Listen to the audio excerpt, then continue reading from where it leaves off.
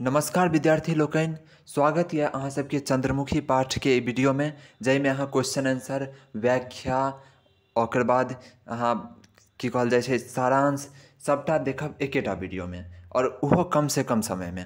अब मैं हिंदी ही बोलूँगा, क्योंकि हिंदी में जब मैं आपको बताऊँगा कि सोचिए अगर कोई संस्कृत पढ़ाएगा और संस्कृत में ही बोलेगा, इंग्लिश पढ़ाएगा इंग्लिश ही में बोलेगा, तो आपको दिक्कत होगा। मुझे पता है आपको मैथिली आता है, लेकिन फिर भी अगर मैं हिंदी में आपको बताऊँगा तो आपको अच्छे तरीके से समझ में आ जाएगा, और चैप्टर आप नहीं भी पढ़े हैं तो भी आपको हर एक चीज़ समझ में आ जाएगा, और ऑब्जेक्टिव सब्जेक्टिव सब में आप गर्दा उड़ा दीजिएगा। तो चलिए शुरू करते हैं। चंद्रमुखी कथाक रचयिता के छथि, यानी चंद्रमुखी पाठ किसने लिखा है? चंद्रमुखी कथाक रचयिता लिली रे छथि। ठीक है, अगला प्रश्न है, मरीचिका पर कौन पुरस्कार लेखिका के भेटलनी, यानी लेखिका को कौन सा पुरस्कार मिला? मरीचिका के लिए। तो मरीचिका क्या था पहले ये समझिए। मरीचिका था एक उपन्यास, ठीक है, जिसके लिए लेखक को क्या मिला? साहित्य अकादमी, लेखिका को। ठीक है, मरीचिका पर साहित्य अकादमी पुरस्कार लेखिका के भेटलनी। ठीक है, यहाँ से यही वर्ड उतार दीजिएगा। अब चलिए आगे हम लोग बढ़ते हैं। उपन्यास क्या होता है आपको पता ही होगा। उपन्यास एक कहानी का एक बड़ा रूप होता है। ठीक है, इसमें पात्र होता है, जैसे मान लीजिए मोहन, उसके पिता, उसकी बहन और उसके दादाजी, ये 4-5 किरदार हो गया। अब इसी को बुनते हुए एक बड़ा लंबा सा कहानी अगर हम लिख देंगे एक किताब की शक्ल में, तो वो हो जाएगा उपन्यास। ठीक है, उपन्यास बहुत बेहतरीन चीज़ होती है। ठीक है, तो साहित्य अकादमी उनको मरीचिका उपन्यास के लिए मिला। ठीक है, इसको ऑब्जेक्टिव में क्वेश्चन पूछता है कि मरीचिका क्या था, तो उपन्यास था। ठीक है, इसलिए मैं आपको इतना सब कुछ बता दिया हूँ। अगला प्रश्न है, चंद्रमुखी बालकक नाम की छल। तो पूरा कहानी उनके बालक के ऊपर ही है और माँ बेटा के ऊपर है। तो चंद्रमुखी बालकक नाम फूल छल, यानी फूल था उसके बेटा का नाम, जिसको वो बहुत प्यार करती थी। और अंत में क्या हो जाता है, फूल को कैंसर हो जाता है, और जिससे उसकी मृत्यु हो जाती है, और उसकी माँ बहुत ही ज़्यादा दुखी हो जाती है, जिसका नाम चंद्रमुखी रहता है उसकी माँ का नाम, और वो बहुत ज़्यादा दुखी हो जाती है। और लास्ट में कहानी इस तरह से ख़त्म हो जाता है, जब सब उसको बोलता है कि रोने के लिए, और वो बोलती है ठीक है खाना दे दो, अब खा के सो जाएंगे। अगला प्रश्न है, फूल के कौन बीमारी भेलक? तो फूलक कैंसर भय गेलाक। ठीक है, फूल को कैंसर हो गया, एकदम सिंपल। अगला, फूल केहन पुत्र छला, या फूल केहन पुत्र छल? तो फूल तीव्र बुद्धिक मातृभक्त पुत्र छल। फूल अपने माता को बहुत प्यार करता था, और माता भी उससे बहुत बहुत 1000 गुना ज़्यादा फूल को प्यार करती थी। ठीक है, लेकिन फूल को कैंसर हो जाता है, और यहीं पे कहानी दुखद हो जाता है बहुत ज़्यादा। अगला प्रश्न है, चंद्रमुखी कथा का सारांश लिखूँ। तो यहाँ स्क्रीनशॉट ले लीजिए, आप लिख लीजिएगा। ठीक है, अगर आपको ये सारांश कठिन लग रहा है तो आप कोई दूसरा भी लिख सकते हैं, खुद से भी लिख सकते हैं। तो इस तरह से सारांश को अपने शब्द में लिख सकते हैं आप। ठीक है, तो ये रहा सारांश।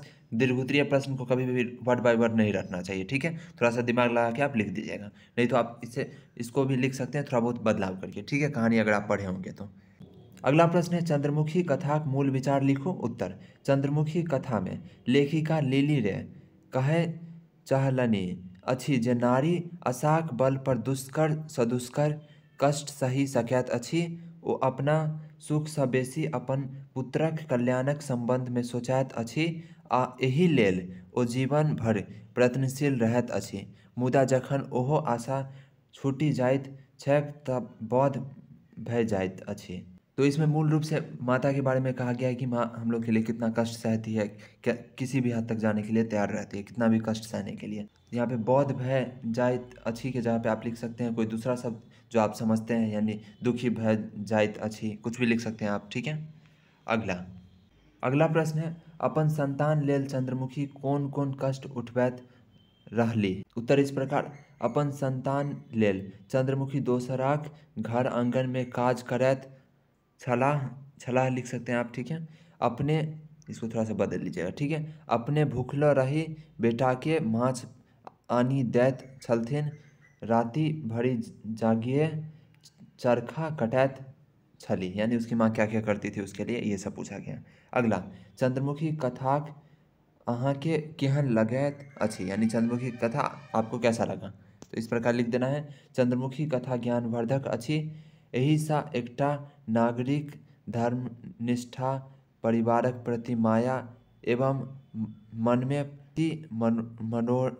मनोरथक अनुभव होइत अछि, यानी इससे किसी भी इंसान को परिवार के प्रति, माता के प्रति एक अनुभव होने लगता है, क्योंकि काफ़ी ज़्यादा इमोशनल कहानी है। ठीक है, आगे चंद्रमुखी चरित्र चित्रण करूँ तो उत्तर इस प्रकार।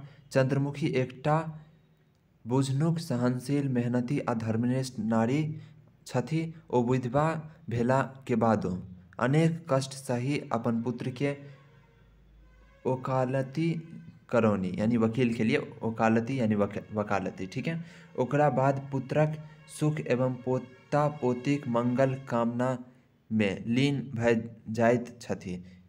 पुत्रक मृत्युक बाद हुनका ततेक क्षोभ आ दुख भेलनि जे ओ बताही भऽ गेली, यानी बताही हो गया, बता जिसको बोलते हैं बता हो गया, तो वही हो गई थी वो, ठीक है, पुत्र के मृत्यु के बाद। अगला निम्नलिखित का व्याख्या करना है, तो इसको आप लिख लीजिए, व्याख्या इसी तरह से कर देना है, बहुत ही आसान है।